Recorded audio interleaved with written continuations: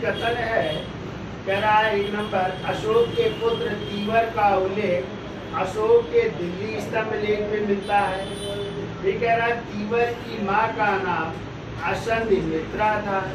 कह रहा केवल एक सही है, केवल दो सही है, दोनों सही है या दोनों नहीं सही है। ठीक है, इस पर आप लोग विचार करिए। अब देखिए, चलो इसकी विस्तृत व्याख्या कर देते हैं। आप लोगों के आंसर आ चुके हैं।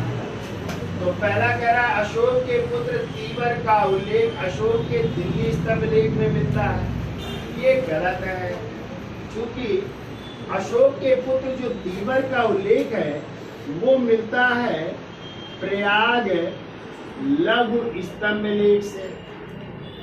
प्रयाग लघु स्तंभ लेख, इसी को जो है कौशाम्बी का भी लघु स्तंभ लेख कह सकते हैं। ठीक है, और इसी का दूसरा नाम है रानी का लेख। क्या कहते हैं इसी को? रानी का लेख। चूंकि अशोक की एक पत्नी थी जिनका नाम था कारवाकी, और इन्हीं कारवाकी के पुत्र थे कौन? तीवर। तो इसी को रानी का लेख यानी कारवाकी के दान देने का उल्लेख है, और इसी में इनके बेटे किसका उल्लेख है? तीवर का उल्लेख है। तो यानी पहला क्या हो गया? गलत हो गया।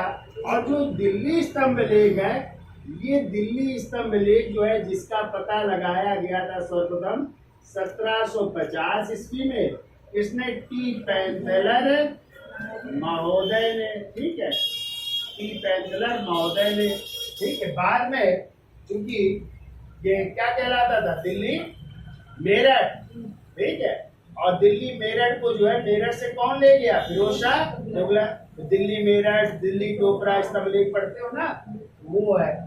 पहला क्या हो गया? गलत। दूसरा कह रहा तीवर की माँ का नाम असंधिमित्रा था। अभी हमने क्या बताया? तीवर का उल्लेख है और तीवर की माँ का नाम था कारवाकी नाम था, ना कि असंधिमित्रा। तो दूसरा भी क्या है? गलत है। असंधिमित्रा भी अशोक की रानी थी, और यही अशोक की जो है पटरानी भी थी। क्या थी ये? पटरानी। यानी अशोक के साथ सिंहासन पर कौन बैठती थी? यही असंधिमित्रा थी। ये पटरानी भी थी और साथ में पत्नी। कई पत्नियां भी अशोक की ना, देवी, कारवाकी, असंधिमित्रा, तिस्रशिता, बहुत सारी रानियां थी। तो ये जो रानी थी ये क्या थी? अशोक की पटरानी थी। जबकि तीवर की माँ कौन थी? कारवाकी। तो आंसर क्या हो जाएगा?